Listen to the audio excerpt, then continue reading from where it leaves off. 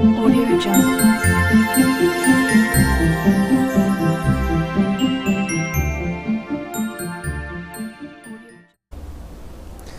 Bom, pessoal, então vamos aqui reforçar, né, as instruções, as nossas orientações para mais esse SPAES aí, SPAES 2016, né, no que diz respeito à organização e à entrega da documentação de alunos com necessidades especiais, alunos que por algum motivo no dia da prova estiverem hospitalizados ou com atestado médico, alunos com licença maternidade, enfim, alunos os quais nós precisamos conseguir deduzir a participação e a proficiência deles, ou seja, em alguns casos nós, né, estaremos enviando essa documentação para que a participação deles, a proficiência não seja contada, ou na escola de origem ou na escola de destino, tá certo?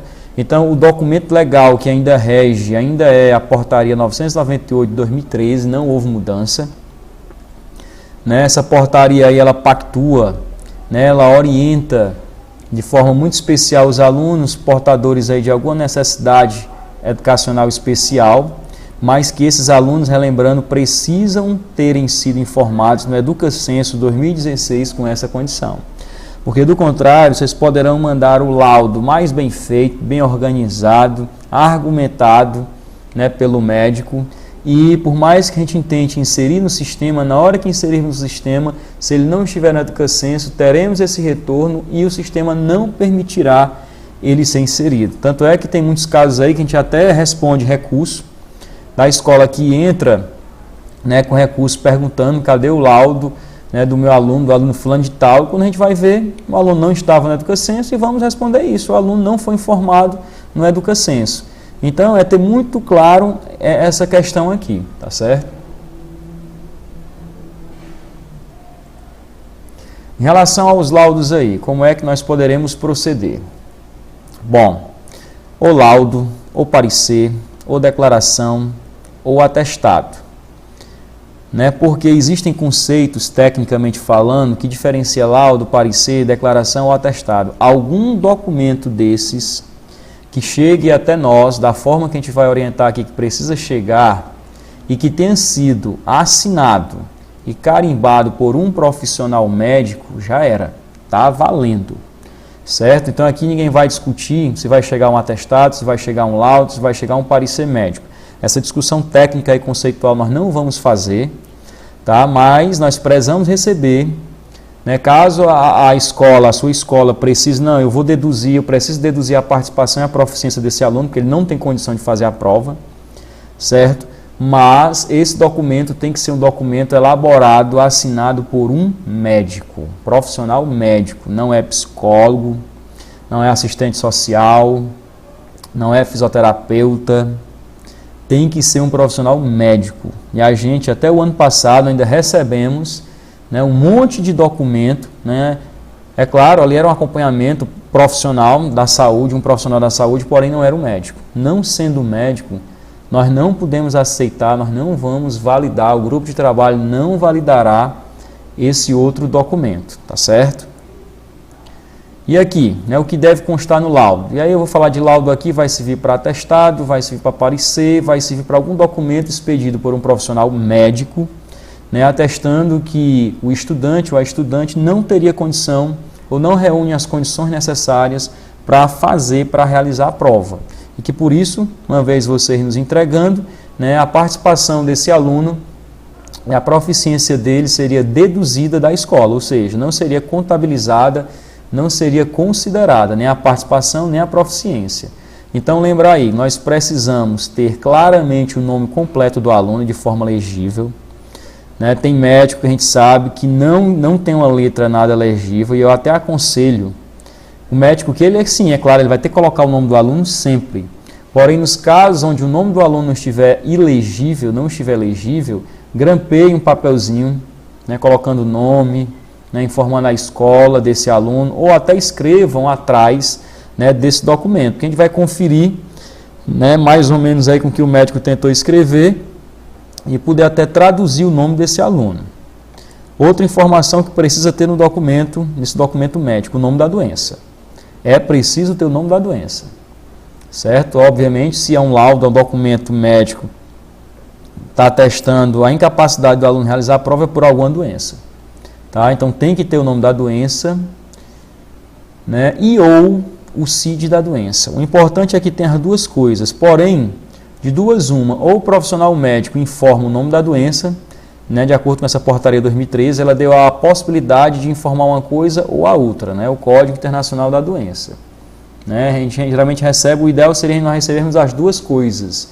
Então lembrar, né, se for a mãe que vai procurar, vai levar o seu filho, né, para o profissional expedir esse documento, que não esqueça de ir lá constar o nome e ou o nome da doença e ou o CID da doença. O que mais que nós temos aqui? Nome do médico tem que estar claro. Já encontrei vários documentos desses que chega aqui, está aparecendo o carimbo, mas não aparece o nome. Então não tem efeito, eu preciso ter o nome desse médico, né, ou seja, a assinatura do médico. É preciso que tenha, né, o CREMEC, né, o registro que eles têm no Conselho Regional de Medicina. É preciso. Alguns não aparecem. Ter esse cuidado na hora de xerocar o documento e nos enviar, porque poderia estar lá, mas xerocado de uma forma que não ficou legível. Então nós também vamos invalidar o documento pela falta, né, do registro, né, do médico. E é claro, pessoal, a assinatura e o carimbo. Certo? Quando eu falo até nome já poderia ser a própria assinatura e o carimbo. Todo profissional da medicina, né, é uma coisa para que possa ter validade, que seja feito realmente de forma que nós possamos validar que é um profissional médico, precisa dessas informações. Então tenham muito cuidado. Né, vocês costumam não nos entregar, até porque se for laudo, né, um documento que, digamos assim, não tem data de validade, porque se o aluno é portador, por exemplo, de uma doença, de uma necessidade especial, fruto de uma doença degenerativa, genética, que não tem cura, então o médico, uma vez expedindo um documento como esse, informando uma doença como essa, ele vai emitir uma vez na vida. Então, realmente, alguns documentos como esse, né, o pai, a própria família precisa guardar o documento, e aí nesse caso é importante ter o cuidado, então, na hora de xerocarem o documento, de verificarem, está aparecendo o nome do médico, aparece o carimbo, né, o carimbo dele é para ter o registro dele, né, no Conselho Regional de Medicina, está assinado, se não, né, nós vamos ter também que invalidar. Alunos hospitalizados, né, acontece, também às vezes precisamos enviar o documento, o aluno adoeceu, está com uma doença infecto-contagiosa, né, eu enquanto gestor pensaria duas vezes se iria forçar esse aluno a ir fazer a prova nessa condição, pensando até na saúde, né, dos demais alunos. Então a gente tem que também ter esse bom senso. E existe um recurso para esses casos também. Então vamos ver aqui. No caso, é atestado médico. Né? Se o aluno está hospitalizado, está com alguma doença, está de atestado médico. Garantir também que o nome completo do aluno apareça, certo? O nome completo desse aluno apareça no documento. Se não for legível, a mesma atenção com o laudo, grampeio, anotem atrás o nome da criança, né, o nome do adolescente, para que a gente possa conferir com o que o médico assinou, porque certamente ele não vai expedir nenhum documento sem colocar o nome do paciente. Também precisa ter o nome da doença e ou o CID da doença, certo? De preferência, pessoal, sempre os dois, tá? Sempre os dois. Como o documento se trata de um atestado, o atestado ele é emitido por um período. Então, nesse período, que obviamente deva ser o período no qual o aluno deveria estar fazendo a prova e não vai poder fazer porque está justamente de atestado médico. Então, nesse caso, tenham muito cuidado, certo, de verificar ou de orientar quem estiver com esse estudante hospitalizado ou em casa de atestado, né, que verificasse que o documento está um período que pegue justamente os dias em que ele deveria estar fazendo a prova e não vai estar por conta, né, da sua condição de saúde, tá certo? É um documento que também, obviamente, precisamos ter o nome do médico, é expedido também por um profissional médico, não é por enfermeiro, não é por nenhum outro profissional da saúde, a não ser o médico. Se é um profissional médico, prezaremos também para atestar isso, que ele carimbe e ele assine o documento, porque assinando e carimbando nós vamos ter o nome, né, a reafirmação do nome dele, vamos ter o registro no Conselho Regional de Medicina.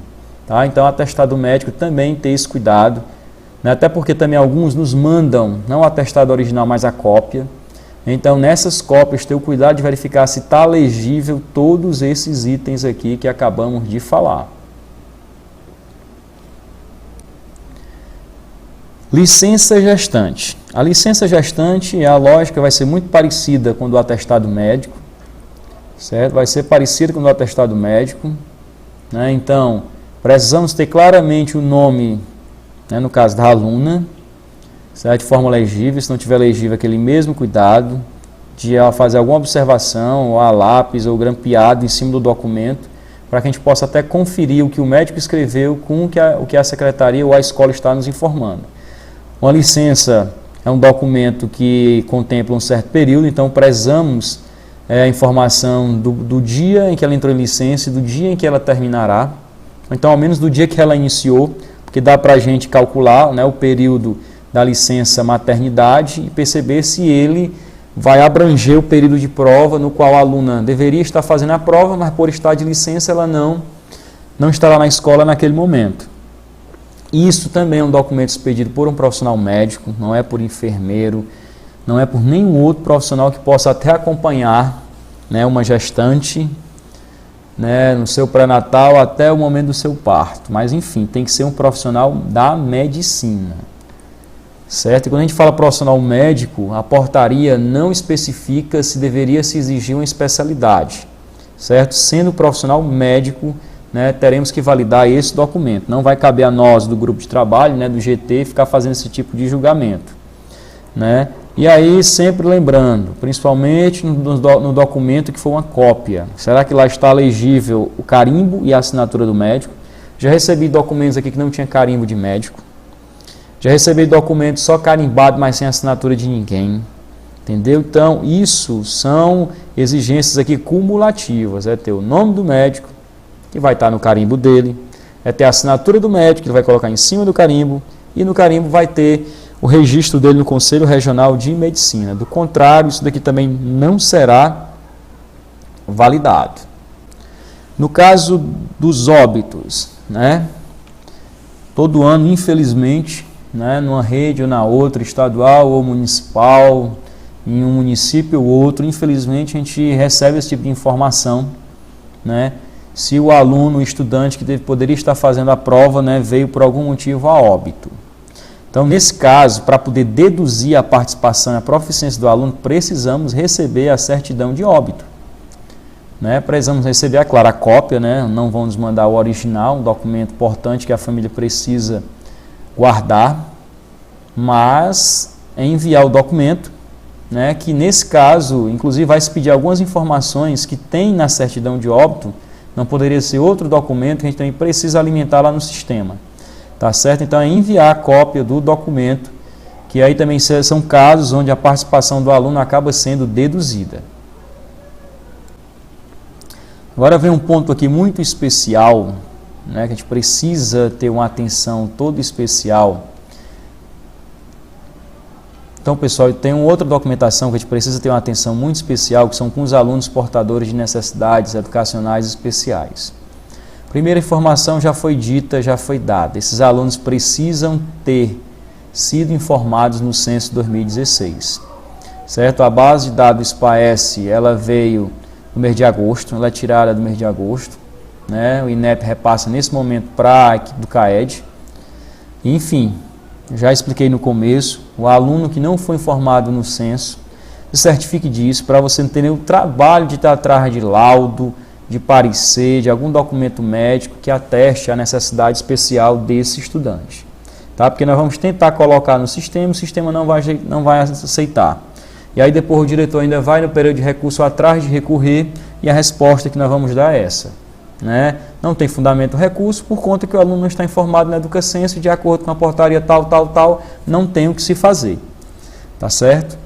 E aí como é que ficam esses alunos? Como é que ficam os alunos? O que fazer com os alunos, né, nestas situações? O aluno portador de alguma necessidade especial pode fazer os testes, pode fazer a prova? Sim, ele pode fazer a prova. Agora, eu recomendo a gente usar muito do bom senso. Certo? Até porque, acredito, já até presenciei algumas situações de alunos que chegam que são informados como portadores de necessidade especial, e esses alunos, pessoal, poderiam estar fazendo a prova. Poderiam. Porém, não estão. Se manda um documento, né, atestando a necessidade especial dele, esse aluno faz a prova, às vezes tem até uma proficiência superior a de alguns alunos que não são portadores de necessidade especial e poderiam contribuir, digamos assim, com a proficiência média da turma e da escola, né? Tem a outra condição, realmente, se ele não tem condição de fazer a prova, ou se ele vai estar lá e ele não vai ter, embora esteja lá presente, tendo a presença e fazendo a prova, ele não vai ter bom desempenho, né? Aí também é algo se pensar, eu vou falar com os pais desses alunos para que eles não mandem o aluno para a escola naquele dia. Não, ele pode ir. Né? O aluno, eu acho que o aluno com necessidade, portador de alguma necessidade especial, até por uma questão de bom senso, né, da compreensão de uma proposta de educação inclusiva que a gente vem lutando tanto, de uma forma ou de outra, no dia do teste, caso ele tenha condições de estar na escola, que mobilize a família para que esse aluno esteja lá e ele possa fazer o seu teste. Agora, tem uma outra decisão que a escola poderia pensar, ele poderá estar lá e poderá ter condições de fazer alguma coisa nessa prova? Se puder, não precisa enviar para nós um laudo, um parecer médico atestando a incapacidade desse aluno, não. Até porque, pessoal, como eu estou falando, né, a proficiência da turma ela é média. Então, às vezes, esses alunos conseguiriam até sim, né, melhorar o desempenho da escola. É um caso realmente a se pensar seriamente, com mais atenção, se envia ou não documentos atestando a necessidade especial desses alunos. Então, eles podem fazer os testes? Podem. Porém, se vocês nos encaminharem um laudo médico dizendo que ele é portador de uma necessidade especial, o que é que vai acontecer? A participação e a proficiência desse aluno serão deduzidos, ou deduzidas, né? Melhor dizendo. Os alunos serão deduzidos, ou seja, eles não serão contabilizados à presença, eles não terão a proficiência deles contabilizada. Então, quando se diz que os alunos serão deduzidos, eles não serão contabilizados. É claro que quando o resultado sai individual por aluno, a escola tem acesso ao desempenho desses alunos, e é por isso que eu falo. Alguns alunos que já foram informados em uma ou outra escola, às vezes, com portador de necessidade especial e que foram deduzidos, eles tiveram a proficiência até superior em relação a alguns alunos que não apresentam necessidade especial. Então pensem direitinho, né? Usem do bom senso. É claro que no dia da prova eles poderão estar lá tranquilamente, né? Não se trata de conversar, de mobilizar a família para que eles não fiquem, né, junto com os demais alunos para fazer a prova. Eles podem ficar, acredito que devem ficar, né? Agora pensem também se vão mandar realmente laudos para deduzirem esses alunos. Pode ser que nem seria interessante deduzi-los não, eles poderiam estar contribuindo com a proficiência sim da escola. Eles são obrigados a fazer o teste? Não, né? Não são obrigados, aí entra a condição também do bom senso. Se realmente fazer esse teste seria uma condição, como é que eu posso dizer, desconfortável para esse aluno, ou naquele dia ele vai estar numa condição que não seria nada agradável para ele, ou confortável para ele fazer o teste, né? Ele não é obrigado, né? Até porque, se ele nem for para lá, justamente, ele tiver um laudo, ele vai ser deduzido tanto a participação quanto a proficiência dele, né? E como já sabemos, é a participação e a proficiência ele não fizer. Como eles vão ser deduzidos, fazendo ou não fazendo a prova, a participação, a ausência deles, né, não vai ser contabilizada, tá certo? Não vai ser contabilizada. E aí um outro ponto é a questão das declarações, né, de matrícula-transferência, o documento que a gente costuma chamar declaração de matrícula-transferência.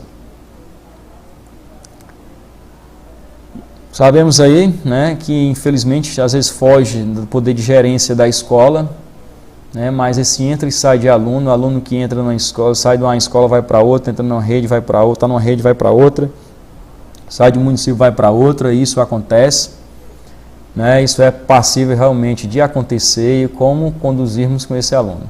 O documento que vocês vão ter que providenciar é a declaração de matrícula e transferência, que também vai ser encaminhada para o e-mail das secretarias. E aí as secretarias vão se encarregar de divulgar isso para a sua comunidade escolar, para a sua rede. Em relação às escolas estaduais, como as escolas estaduais possuem o SIG Escola, O SIS de escola ele vai expedir, vai gerar um documento, que aí vocês vão imprimir, quem for na escola estadual, e vai nos protocolar, vai fazer o mesmo trâmite aqui na CRED, né, vai nos encaminhar. Porém, quem for da rede estadual, tenha muito cuidado de ver se a declaração de matrícula transferência expedida pelo SIG, ela informa o período em que o aluno foi transferido, mas principalmente se esse aluno, naquela matrícula, foi recebido em outra escola. Se ele aparece lá como matriculado. Porque às vezes o que é que acontece? A minha escola, por exemplo, transfere um aluno para outra escola. Chega lá, a secretária da outra escola, ou o secretário, não sei, mas quem acessa o SIG, não puxa a matrícula original do aluno, né, para matricular, recebê-lo e matriculá-lo na escola, acaba criando outra matrícula. Então, o que é que acontece aí? Numa situação como essa, o aluno foi transferido, mas não está como matriculado. Acabou se criando lá, foi uma outra matrícula para o aluno.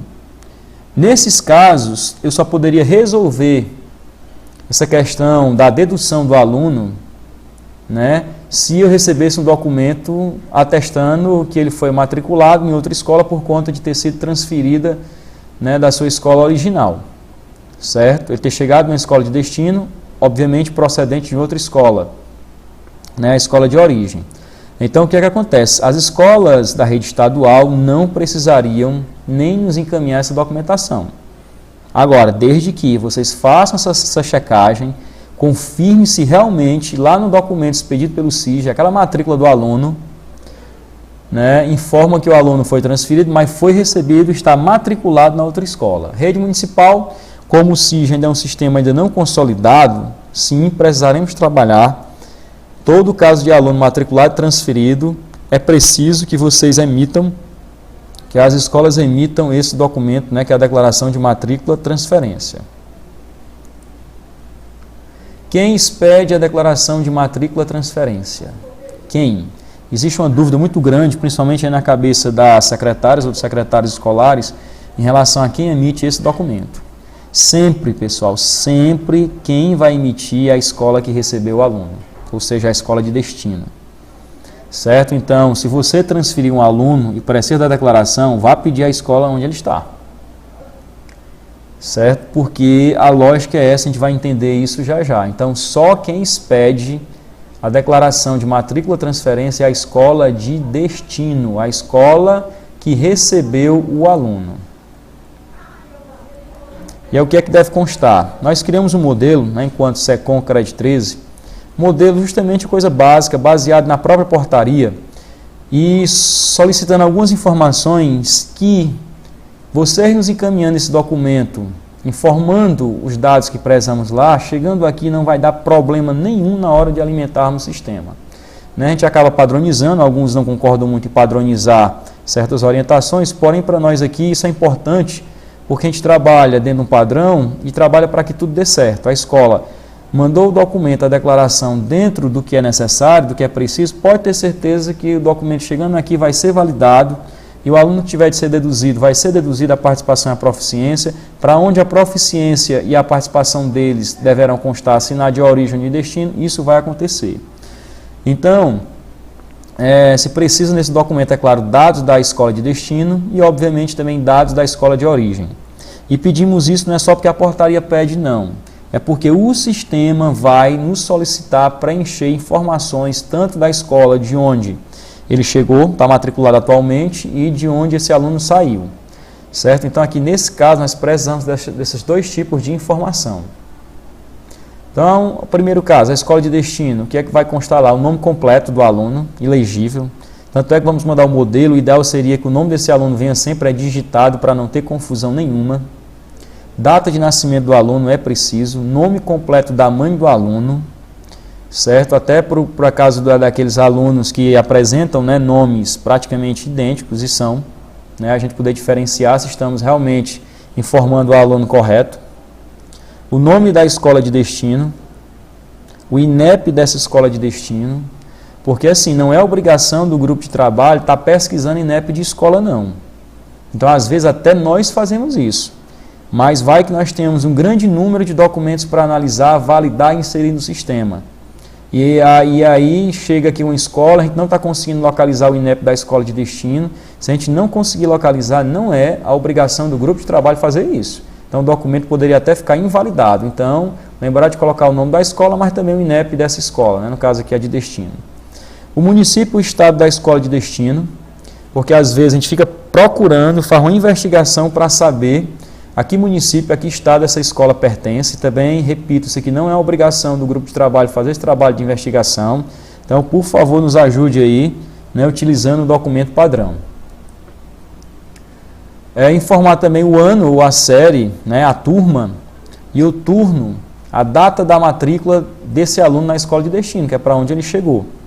Precisamos disso porque o sistema precisa. E talvez essa questão da data aqui da matrícula, essa é fundamental. Porque baseado na data da matrícula, pessoal, a gente vai poder fazer algumas reflexões que vamos já informar aqui mais na frente.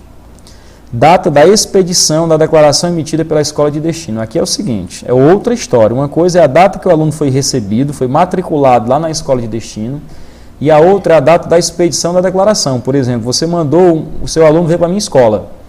Então, o seu aluno pode ter chegado aqui no dia 10 de agosto. É a data da matrícula. Agora, se eu mandar o documento hoje, eu vou colocar a data de hoje. Né? Uma coisa é a data da expedição e outra coisa é a data da matrícula. Né? Até por uma questão lógica, serão datas que não serão iguais. Né? Porque escola nenhuma recebeu aluno em agosto, já estaria fazendo esse documento, né, pensando no SPAES. Assinatura e carimbo do gestor da escola de destino, é claro. Né? O gestor, né, ou os gestores da escola, né, escola que tem diretor. Ok, escola que tiver só coordenador é o coordenador, tá certo? Mas ele precisa assinar esse documento. Na SME, nós podemos até ponderar, porque as SMEs têm até um hábito de reunirem toda essa documentação e o secretário ou a secretária municipal de educação, né, colocar lá a sua assinatura e o seu carimbo. No caso das escolas da rede municipal, o ideal é que seja esse. Né, o secretário municipal de educação que assine e carimbe essas declarações de matrícula e transferência. Na escola da rede estadual, né, podemos ficar apenas com a assinatura e com o carimbo do gestor da escola. Na Secretaria Municipal de Educação, ou colocamos o carimbo do gestor, mais do secretário, ou até do secretário municipal de educação sozinha, né, validaremos o documento. Agora, escola de origem, você vai ver que prezamos o nome da escola, o INEP da escola, o município da escola, né, isso vai ter que constar lá no documento. E está aqui o modelo. Esse aqui é um modelo que a gente criou, né, desde, creio eu, até a data aqui quando fizemos 2013, né, um modelo aqui meramente ilustrativo, vai ser encaminhado para vocês. Aqui só detalhando, ó, você pode colocar e deve colocar, né, a logomarca da escola, né, se tiver, a logomarca da rede municipal, a logomarca da escola, no caso da rede estadual, a logomarca estadual, a qual secretaria pertence. Se for municipal, é claro, vai colocar a secretaria municipal do município fulano de tal. Né, coloca aqui o nome da escola, já poderia até colocar o nome da escola e INEP, né, e o endereço da escola. Percebam que, para reforçar mais uma vez, aqui estamos dizendo que é nome da escola de destino, endereço da escola de destino, por quê? Logomarca da escola de destino, porque só quem emite esse documento, declaração de matrícula e transferência, é a escola que recebeu. Então, se você transferiu o aluno e prezar no documento desse, você vai atrás, vai pedir à escola que recebeu o seu aluno para lhe enviar. E aí eu até sugiro, dar uma dica, você, diretor, coordenador de escola, que vai pedir uma declaração de matrícula e transferência para a escola que recebeu o seu aluno, já deveria preencher todos esses dados aqui, pessoal. Já preencher todos os dados, tanto os dados da sua escola, que é a escola de origem, quanto os dados da escola que o aluno está lá, né? E já deixaria no ponto, né, de mandar isso aqui para o diretor da escola de destino, e ele faria a impressão do documento, assinaria, carimbaria, digitalizaria e mandaria de volta para você. Né? Para não ter nem tanto dizer assim, ele não vai mandar para mim, porque ele vai ter que preparar um documento. Sim, realmente é chato ficar preparando um documento e mandar para outra escola. Né? Então, para evitar isso, se eu fosse um diretor e precisasse de uma declaração de matrícula transferência de um aluno que eu transferi, que foi transferido da minha escola, eu já mandaria o documento praticamente no ponto, só para o gestor da escola de destino imprimir, assinar, carimbar, digitalizar e me devolver. Né? Porque é preciso, né? Vimos aí que é preciso isso daqui. Sem isso daqui também não vai validar, tá certo? Ou o diretor ou a pessoa que responda esteja legalmente nomeado para responder pela escola. No caso da rede municipal, e o ideal seria adicional do gestor da escola mais o secretário municipal de educação. Mas se puderem mandar até só com a assinatura do secretário municipal de educação, obviamente nós vamos validar. Tá legal? E aí, uma reflexão importante até para compreender quem é que fica com os alunos.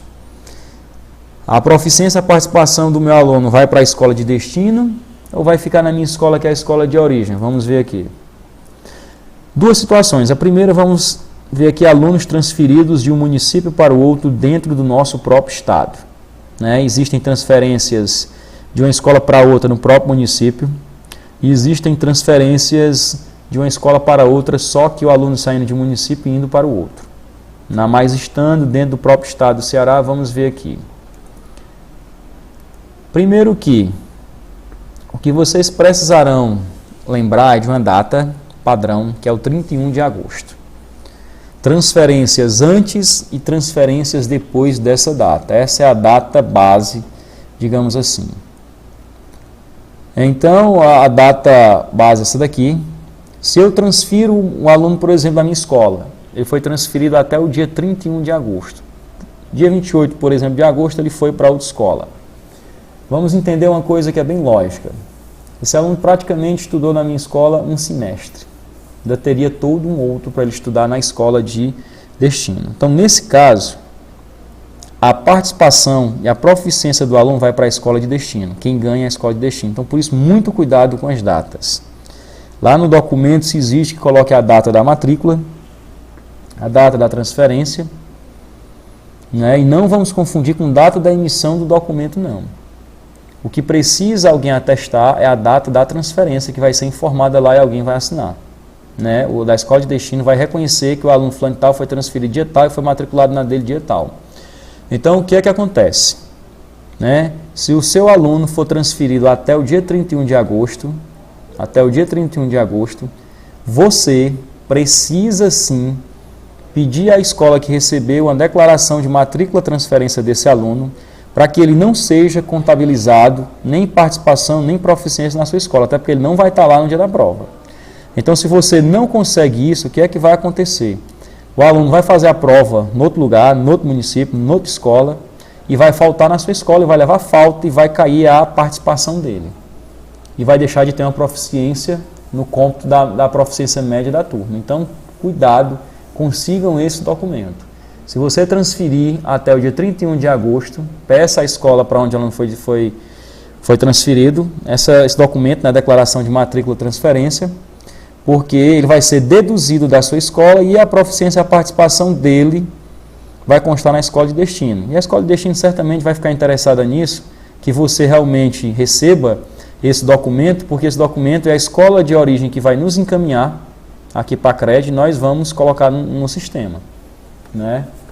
Agora, se a transferência foi após o 31 de agosto, digamos assim pela lógica, é como se esse aluno tivesse estudado muito mais tempo na escola de origem, então foi transferido dia 1º de setembro, dia 10 de outubro, enfim, foi transferido depois do dia 31, a participação e a proficiência é sempre para a escola de origem. Então, o que é que acontece aí, pessoal? Cuidado também. Aí é importante, da mesma forma, você ter, talvez até mais importante, você ter esse documento em mãos, porque o seu aluno, você transferiu o seu aluno dia 10 de outubro. O aluno não vai mais estar com você, porém ele vai fazer a prova em algum lugar, numa escola. Esse aluno vai ter uma participação lá e a proficiência, porém essa proficiência, essa participação virá para a sua escola.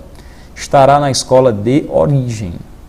Né? Então, também nessa condição, sendo antes ou depois do dia 31 de agosto, é preciso que a escola de origem peça para a escola de destino o documento, esse documento chamado Declaração de Matrícula e Transferência. Sempre que emite a escola de destino, emite para as escolas de origem. É claro que a escola de origem é que pede, né? Não vai esperar que as escolas de destino vão se lembrar para mandar isso aqui para vocês, não. Se for para outra rede, por exemplo, aluno da rede municipal foi para a rede estadual, no nosso caso, ou o aluno saiu do estado do Ceará e foi para outro. Aí a história é outra. Não importa a data da transferência, não importa.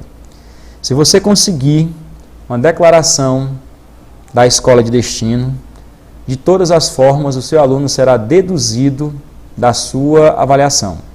Não será contabilizada na sua escola nem a presença, nem a proficiência dele, já que não vai ter mesmo, que ele não vai fazer prova, né? Ele vai estar em outro estado. Aqui é que dá mais trabalho alguns conseguirem isso, se for para estado, mais estados mais distantes, onde o contato é complicado. Aí é que eu recomendo mais ainda já preparar o documentozinho, declaração de matrícula, transferência, deixar no ponto do diretor lá na escola onde vai estar, que você vai mandar por e-mail isso. Ele vai simplesmente imprimir, assinar, carimbar, digitalizar e devolver para você. Né? Que é possível, e muitos conseguem dessa forma. Então, nesses casos, foi para outra, o aluno saiu da rede municipal, foi para a rede estadual, mesma coisa, consiga que o seu aluno, esse aluno que você transferiu, não vai ser contabilizada nem a participação nem a proficiência dele. Se ele foi para outro estado, da mesma forma. Aí, nesse caso, escolas da rede estadual, SIG é um sistema do estado, não se comunica com sistemas de outros estados. Então, a solicitação desse documento, aí tanto deve ser para a rede municipal quanto para a rede estadual também. Né? Nenhuma das duas poderá deixar de pedi-los. E aí os prazos. Vamos aqui aos prazos, precisarão observar os prazos. Prazos em que vocês deverão nos trazer essa documentação. Como nessa semana já foi informado o calendário das provas, das aplicações, nós vamos aqui estabelecer o prazo. Primeiro que o local, vamos trazer para a CRED. Geralmente, como é de praxe, a SME reúne toda a documentação que tem, seja laudos, declarações de matrícula, transferência, atestados médicos e nos encaminham. Alguém da Secretaria Municipal de Educação se encarrega de fazer isso. Mas isso vai ter que vir para a CRED, como todo ano vem. A quem é que vão entregar essa documentação? Para o grupo de trabalho. Né? E certamente eu estarei à frente do grupo de trabalho. Né? Então, vamos direcionar a SECOM e ao grupo de trabalho que teremos instituído aqui na CRED. Como é que vão trazer essa documentação? Primeiro, tem que se ter um ofício de encaminhamento. Se é da escola do estado, o diretor, o gestor da escola vai fazer um ofício, né, endereçando para a minha pessoa, explicando o que é que está encaminhando. Se está encaminhando laudos, declarações de matrícula, transferência. E aí, no caso, escolas estaduais, né, vocês poderiam, assim, encaminhar essa documentação caso seja possível. Agora, se vocês tiverem a certeza que baixando lá a declaração de matrícula e transferência do SIG, o seu aluno que foi transferido está matriculado, não se preocupe. Porque nesse caso, nós não temos nem como inserir no sistema. Agora, caso em que o aluno foi transferido e não está como matriculado, que criaram outra matrícula, aí tragam essa documentação. Se for laudos, vão ter que trazer de todas as formas, que não se informa isso aqui no SIG. Se for atestado médico, também vão ter que trazer. E o que trouxerem, tragam um ofício assinado pelo gestor. Se for do município, o secretário ou a secretária municipal de educação. Se for da escola do estado, preferencialmente o diretor, na impossibilidade, o coordenador. Encaminhando um ofício, deixando claro o que é que está mandando para cá, né, e endereçando a minha pessoa, certo? Esse ofício, ele precisa vir com o anexo, e o anexo informando a relação dos alunos informados, ou seja, daqueles alunos para os quais eu estou enviando para a CRED declarações de matrícula e transferência, laudos, atestados médicos e os documentos todos que falamos aqui. Relacionem, vou mostrar o modelo dessa relação, vai ser enviado também por e-mail, vamos tentar fazer isso no padrão para que não haja nenhum contratempo, né? A gente não fique voltando a ter que entrar em contato com a escola ou com a rede municipal, enfim, fazendo investigações que, digamos assim, não seria, né, o papel do GT. O GT já vai ter muita coisa para fazer, que é analisar cada uma das documentações e depois validá-la e inseri-las no sistema. Então, nessa relação, nós vamos ver que precisa ter o nome do aluno, nome completo, o ID desse aluno, né, o ID do censo, o nome da escola, para evitar alguma confusão, a gente precisa saber, porque às vezes vem um laudo, do aluno fulano de tal, mas eu não sei qual é a escola. E aí eu checo nessa relação, já sei, então esse aluno é um aluno que é portador de uma necessidade especial e ele é da escola tal, que eu vou precisar saber o nome da escola para informar o atestado ou o laudo desse aluno. O que mais nessa relação precisa, aí como é que vocês vão nos encaminhar? Né? O documento enviado, vocês vão marcar se está mandando o laudo desse aluno ou sem uma declaração.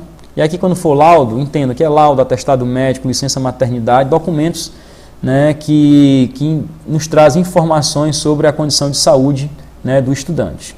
Ou se são as declarações de matrícula e transferência. Vocês vão trazer aqui, pessoal, é protocolar no RH da CRED. O RH vai protocolar, ele vai grampear, ele vai dar uma capa nesse processo. Vocês vão ficar com a cópia, porque geralmente eles protocolam, a pessoa que traz leva o número do protocolo de volta, e nós ficamos com os documentos encaminhados. Esses documentos vão ter uma capa e nessa capa vai estar o protocolo. Então vocês vão protocolar isso aqui no RH da CRED e depois o RH vai nos repassar essa documentação. E o processo paginado. Por quê? Eu preciso que o processo seja paginado. Como é que vai vir o processo de vocês? Vocês podem paginar a partir do ofício, o ofício sendo a página 2. E todas as demais páginas, aí vocês vão seguir a sequência, 2, 3, 4, porque tem processos que é composto por mais de 250 documentos anexados. O protocolo vai ser um único, e aí o protocolo é único, mas a gente entende que o protocolo é tal, ponto, a gente coloca a página. Então, na hora de um recurso, na hora de revisar uma documentação que vocês encaminharam, o processo vindo paginado, né, vai facilitar muito o nosso trabalho. E aí, se vocês querem garantir que realmente vão encaminhar a documentação vai ser analisada e vai ser validada, tudo direitinho, né, procuremos trabalhar nesse sentido, tá? Então, vocês já podem até paginar do ofício para frente, o ofício que vocês vão nos encaminhar vai ser a página 2, e aí, na sequência, vocês vão paginando as demais laudas aí que vão compor esse documento, tá certo? Aqui, por exemplo, é o modelo do anexo do ofício. Relação de documentos entregues ao ofício, que é o ofício que vocês vão enviar, vão colocar a data aqui, ó. Se for da rede municipal, prefeitura municipal de município tal, secretaria municipal do município tal, se for da escola estadual, troca nessas informações aqui iniciais. E aí vocês colocam aí o nome do aluno, barra o IDzinho desse aluno, precisamos desse ID, tá? Nome da escola, faltou aqui colocar a barra INEP, mas coloca o INEPzinho da escola, e se está informando aqui se é laudo, parecer, se é um atestado, ou se é um outro documento. Porque esse documento nos ajuda demais na hora de haver alguma confusão, de não conseguir entender, porque às vezes no documento que é encaminhado ao aluno, seja um laudo, seja um atestado, né, lá o médico não vai colocar o nome da escola, vai colocar o nome do aluno, né, o CID, o nome da doença, ele vai assinar, carimbar, enfim, né, não tem a obrigação de colocar o nome da escola. Então, vocês nos encaminhando essa relação, a gente facilita, vamos saber, o laudo do aluno fulano de tal, na verdade é um laudo do aluno que é para um aluno da escola, no caso aqui São Sebastião, por exemplo. Tá? Então, tem município que já trabalha, né, de forma bem padronizada nesse sentido, então esse anexo também vai. Isso aqui vai ser, então, a terceira página do documento de vocês. Segundo o ofício, a terceira é para ser essa. A entrega da documentação até quando? Vamos ficar atento aí. O último dia para vocês nos entregarem, pessoal, vai ser dia 12 de setembro, que é o último dia do processo de aplicação das avaliações. Então, nós, enquanto GT aqui da CRED 13, vamos estabelecer essa data, e é nessa data que essa documentação precisa estar protocolada na CRED 13. Certo? Quem trouxer depois, como vão ter que protocolar e a data for depois do dia 12, essa documentação, saibam que ela vai ficar invalidada. Tá certo? A gente vai receber, mas não vamos nem analisar. Então tem que estar aqui até o dia 12 de dezembro. E aí, caso tenha alguma dúvida, né? Se você da escola estiver vendo esse tutorial, essas orientações, entre em contato aí com alguém da sua secretaria, né, ou entre em contato conosco, eles na secretaria vão ter o nosso contato, e as gestoras aí das escolas estaduais, né, já sabem como proceder, tá certo? Então fica aí, né, as nossas orientações para reforçar esse trâmite aí que todo ano acontece, né, no SPAES, né, essa avaliação em larga escala do estado do Ceará. Então, obrigado aí pela atenção e esperamos que realmente todos possamos aí trabalhar dentro do padrão para que facilitemos no final das contas tanto o nosso trabalho enquanto grupo de trabalho, enquanto GT do SPAES, quanto de vocês, gestores escolares e das próprias secretarias municipais de educação. Audio Jungle.